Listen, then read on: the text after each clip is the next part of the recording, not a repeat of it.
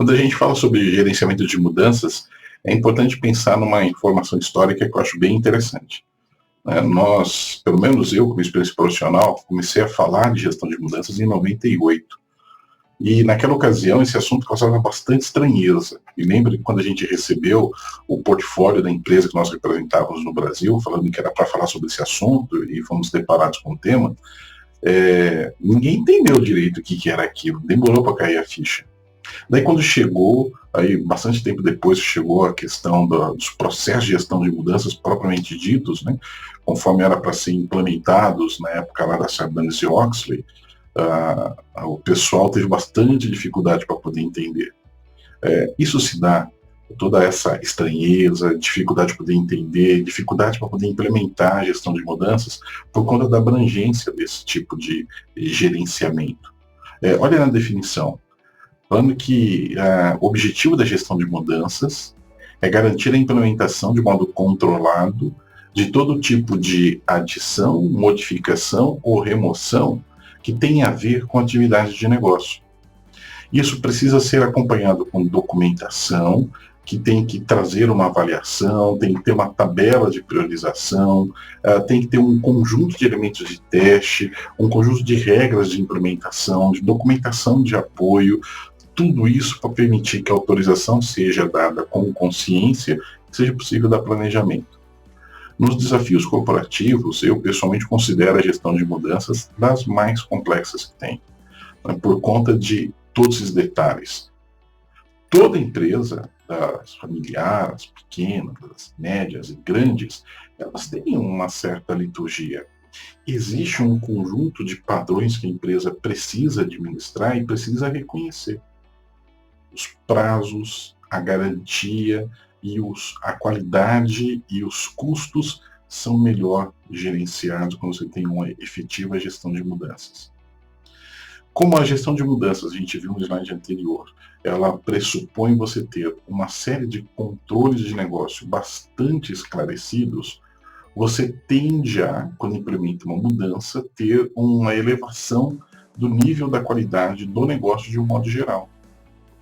E na medida em que você ganha prática na gestão de mudanças, você acaba ganhando também mais vitalidade para a governança corporativa. E aí a gente está falando tanto no aspecto da parte de dados, parte legal, parte tributária, tudo isso fica melhor organizado. E alguns riscos, se você tiver oportunidade de estudar mais a respeito de riscos e de grandes falhas em grandes projetos, você vai ver que a gestão de mudanças, em geral, está lá bem no meio da equação dos problemas que se enfrentam. Alguns fatores críticos para que a gestão de mudanças seja bem sucedida, o primeirão que a gente coloca aqui é a necessidade de você ter um bom processo de homologação e de liberação. Porque a chave da gestão de mudanças é uma boa documentação e o apoio da direção. Quando você tem esses dois, você não pode bobear na forma como você homologa e libera as coisas. É ali que você faz o puxadinho e que às vezes tudo que você fez organizado lá no seu processo de gestão de mudanças acaba se perdendo. A abordagem para a gestão de mudanças tem que ser estruturada, mas não estruturada ao ponto de quebrar um negócio.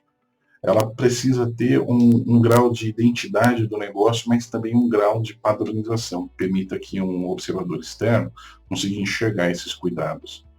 E você vai saber que a coisa está andando bem quando você consegue registrar um índice estável em crescimento de mudanças bem-sucedidas, do ponto de vista de prazo, custo e qualidade. Além disso, é importante medir qual foi o benefício para a organização das mudanças. Por exemplo, circunstâncias em que, por força da necessidade do negócio, as coisas têm que ser meio rápidas, isso é natural, né?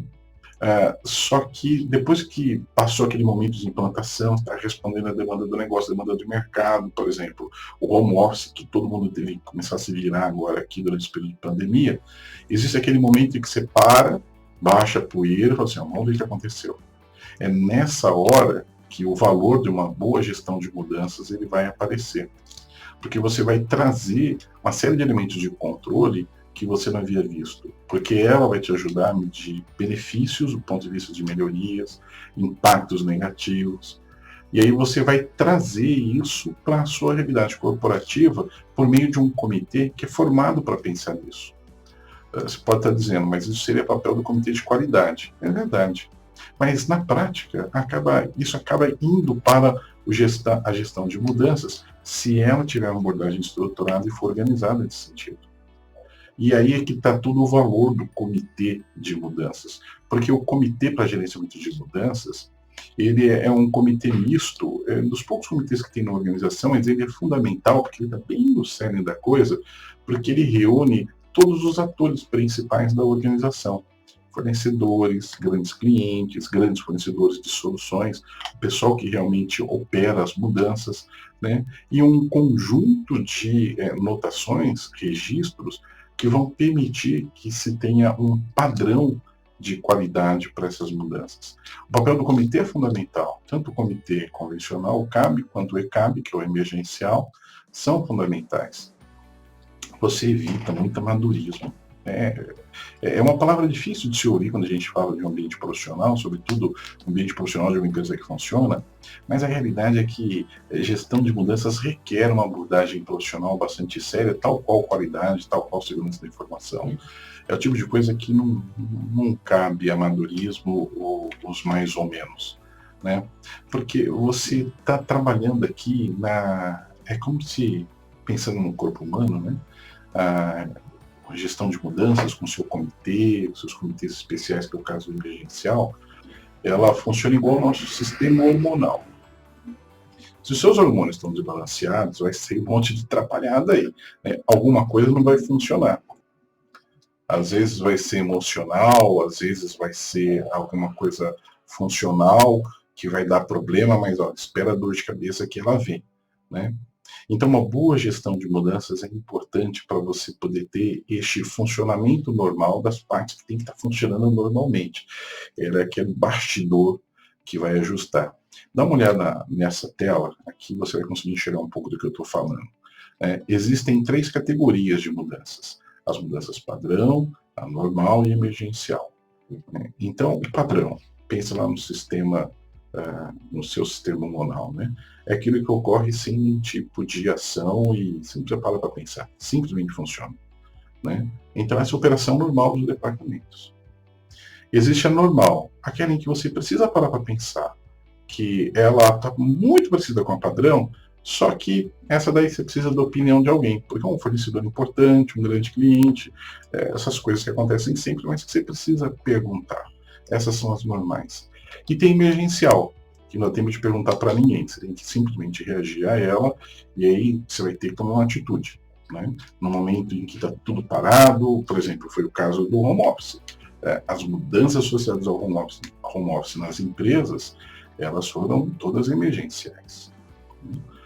E aí os tipos de mudanças, né? Então, a gente tem as mudanças estratégicas, que elas têm a ver com o negócio, as táticas, que têm a ver com o comportamento de modo geral, né? Que vão afetar o portfólio de serviço da organização, você tem as operacionais, né? Que são aquelas mudanças que têm a ver com o nosso dia a dia, onde vai se enquadrar qualquer uma daquelas categorias, padrão, normal e emergencial. E aí, finalmente, a gente tem aqui os 7 R's da mudança, né? Que nos ajuda a pensar um pouco a respeito disso. Então nós temos o primeiro dos R's, né? A mudança ela sempre parte de uma provocação, que é uma requisição. Você precisa dessa informação organizada para ela poder ser analisada. E essa requisição, ela precisa trazer qual é a razão que de fato vai acontecer e por que isso precisa acontecer, qual é o retorno esperado, quais são os riscos que essa mudança vai trazer ou ela vai mitigar. Tem dinheiro para isso? Né? Quais são os recursos? Tem gente para poder fazer isso? Quem vai assumir a responsabilidade se alguma coisa der errado? Se tiver que tomar uma decisão emergencial, quem vai lá diante do comitê se explicar? Quem é o responsável, né?